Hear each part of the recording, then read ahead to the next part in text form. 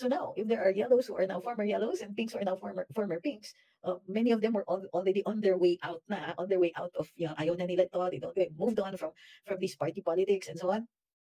Well, now, the VP, Vice President Inday Sara, by a simple visit, where she simply paid a courtesy call on former President Lenny, has thrown the pinks and the yellows into an uproar and they're fighting with each other.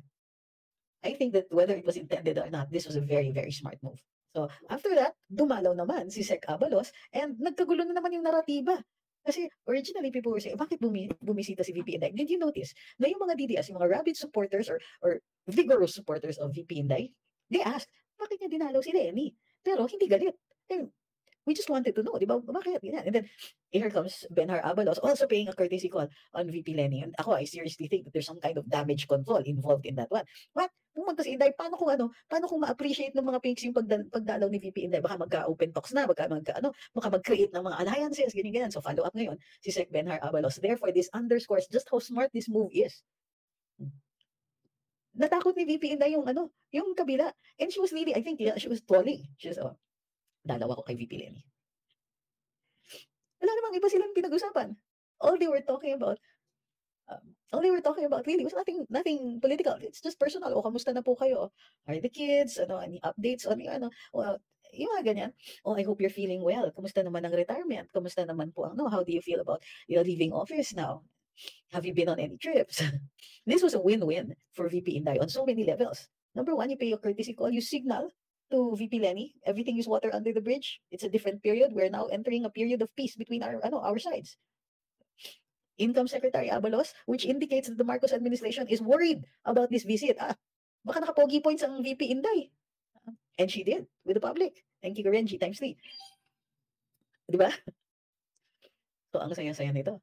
Ang saya. Because now, you can't buy this kind of publicity. People are talking about the VP. They're talking about her in a positive way, or at least in a way that's not negative, that has nothing to do with confidential funds. She has drawn the attention away from the troubles in the Congress, but more into her moving on and the fact that she's moving around and that she is, in fact, going around, meaning that she's meeting up with people and so on, guaranteeing that people will remember how she has been, they will remember her favorably come election time.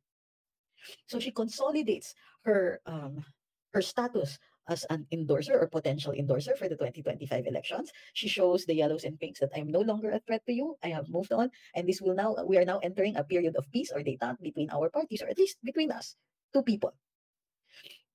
Kaba ngayon ang Marcos administration showing that they know that they are very vulnerable. Alam nila. Alam nila na may na may something. Alam nila that if they don't move to address this, the positive image of left in the minds of the pinks and the yellows and VP Lenny herself will remain unchallenged.